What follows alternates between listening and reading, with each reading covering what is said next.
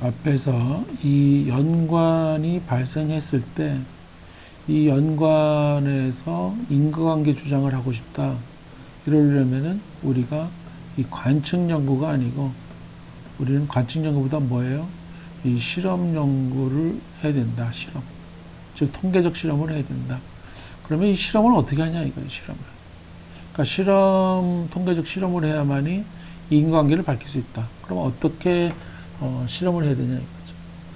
그러면 이 연구자가 이 설명 변수의 값을 조절해서 어떤 중첩 변수 이런 것이 중간에 끼어들어서 인과관계 영향을 끼친 것이 아닌가. 그러면 이 중첩 변수 영향을 벗어나고 싶죠. 그러면 어떻게 해야지 이 모든 가능한 중첩 변수 우리가 생각지 못한 것도 있을 수 있죠. 벗어날 수 있느냐. 대답은 놀랍도록 간단합니다. 뭐라고요? 이 무작위 실험을 하는 거예요. 무작위 실험. 우리 앞에서 이 표지 편향, 뭔가 이 모집단 이렇게 있지 않습니까? 그런데 어떤 일부만 조사해서 뭔가 이 편향이 발생하면 이 전체 의견을 대표하지 못하지 않습니까?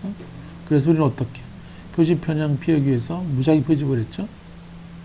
그래서 우리는 그런 아이디어가 여기서도 이 중첩 변수 영향 피해 나는데 여기서도 무작위를 통해서 할 수 있어요.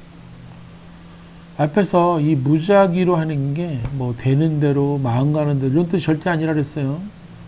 어떻게 해요? 이 무작위 도구를 사용해서 이 어떤 도구냐면 뭐 동전을 던진다, 카드 뽑기다, 또 뭐 컴퓨터를 이용한다 이런 것을 어떻게 설명 변수의 값을 우리가 조작하는 거예요. 설정하는 거예요.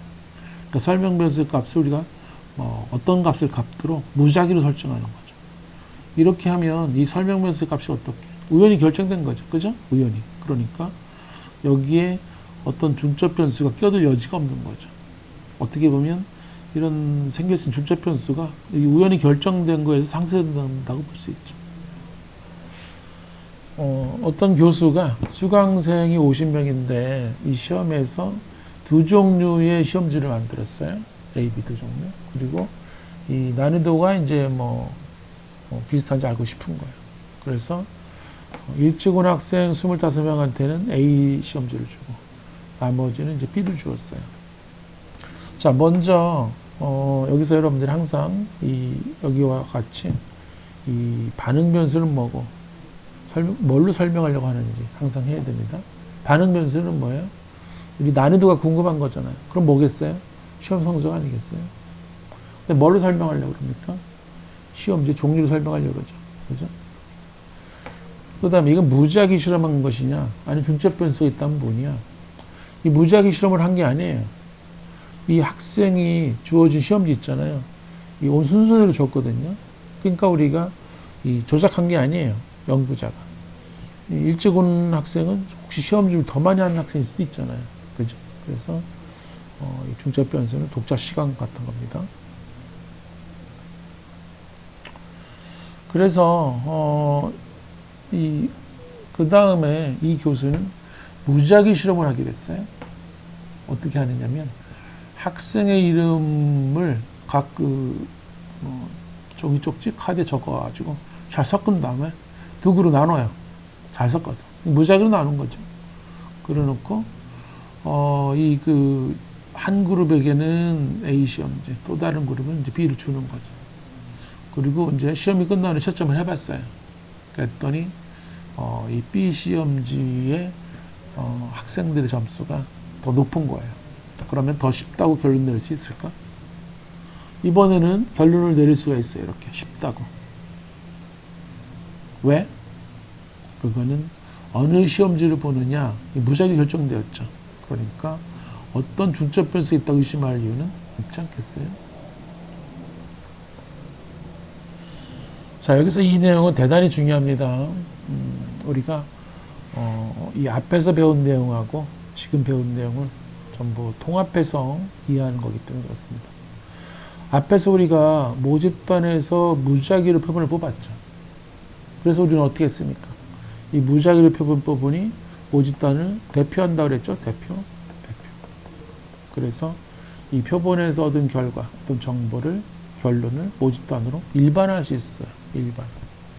그러니까 표본에만 이런 결론이 아니고 모집단 일반화할 수 있다.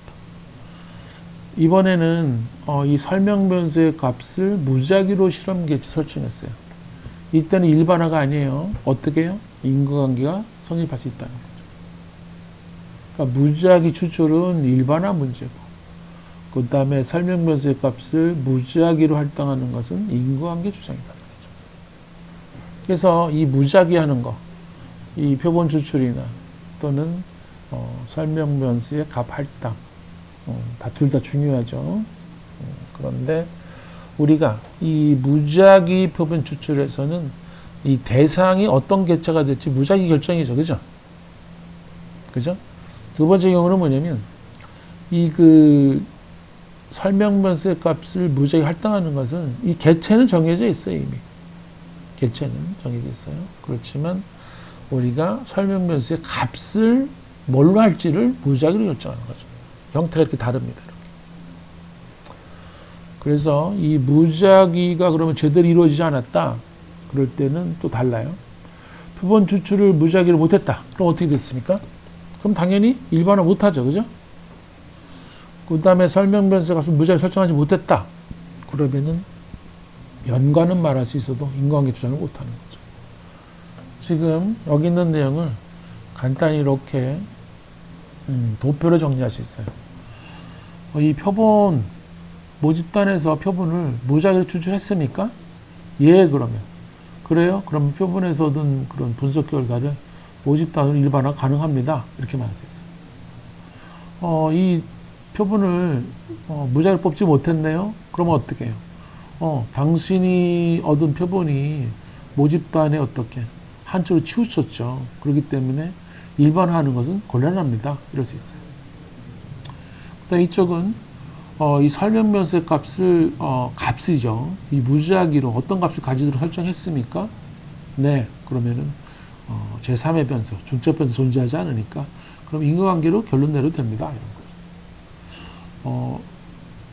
이 값을 무작위로 설정 못했습니다. 그러면은 다른 중첩 변수가 있을 수 있죠. 그러니까 인과관계 결론은 불가능합니다. 이렇게 되는 거예요. 자, 그러면 한 인터넷 회사가 온라인 광고가 두 종류가 있어요.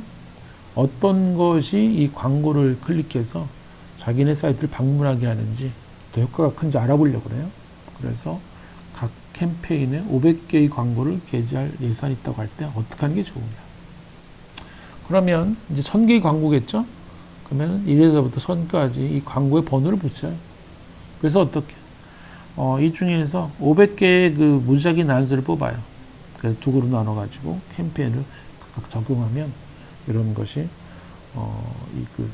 인과관계 주장을 할 수 있는 실험 방법이 되겠습니다.